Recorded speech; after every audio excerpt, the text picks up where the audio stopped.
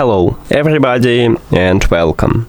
In this video I'm going to answer the question: is the application for your speaker SOUNDCORE Motion 300 available on Android devices?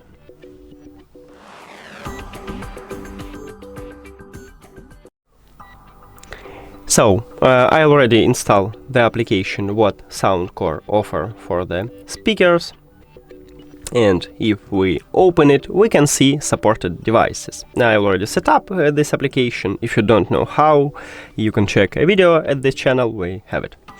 So, click Add Device.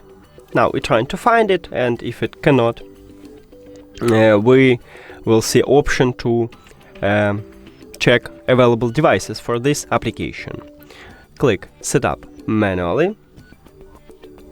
And now we need speakers. Our model is Motion 300. So firstly we need to find Motion series, and right here we have it.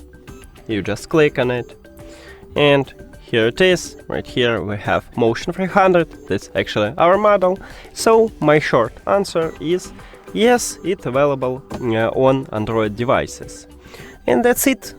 Thank you for watching this video. If you found it helpful, please consider subscribing to the channel and leave the like on the video. See you later!